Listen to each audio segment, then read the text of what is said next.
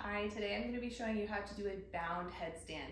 Now a bound headstand is where you have your fingers interlaced behind your head, so you have the bind behind your head, different from a tripod headstand where you're making a triangle with your head and your hands. It's a little trickier, maybe a little less stable, so if you haven't tried headstand before, I would suggest trying tripod headstand first and then coming into bound headstand. Bound headstand also requires a bit more core strength and a little bit more hamstring flexibility. So if you're ready to try it, in bound headstand, we want to interlace our fingers. You could interlace them and then tuck that pinky under so it's not getting squashed on the mat. And then it's going to go behind your head. You still want the crown of your head to be touching the mat. So again, to find the crown of your head, take your thumbs in your ears and then trace up to the top of your head. Right there where your fingers meet, that is the crown of your head. You want your elbows to be shoulder width distance apart, so you want your elbows directly below your shoulders. Using a block to get the correct distance can help. So if you want to line a block up on your mat and you can find where you need to be, that's helpful as well.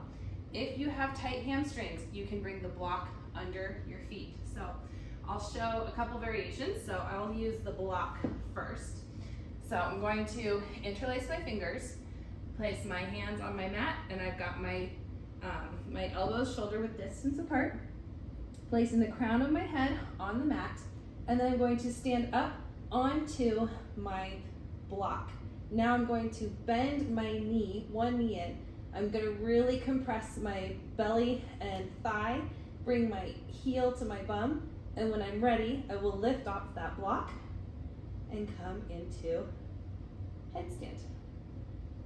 Lifting up straight,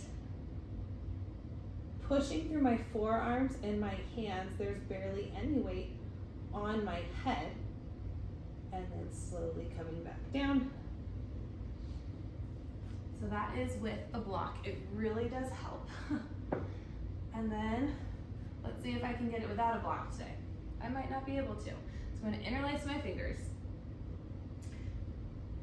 tucking my head, elbows are shoulder width distance apart, walk my toes in as close as I can, bring that one leg in, this other foot is going onto my tippiest tiptoe, and slowly lift up, and then lower down, hopefully with a little bit more control than that. Roll your shoulders out, stretch out your neck, and there is bound headstand.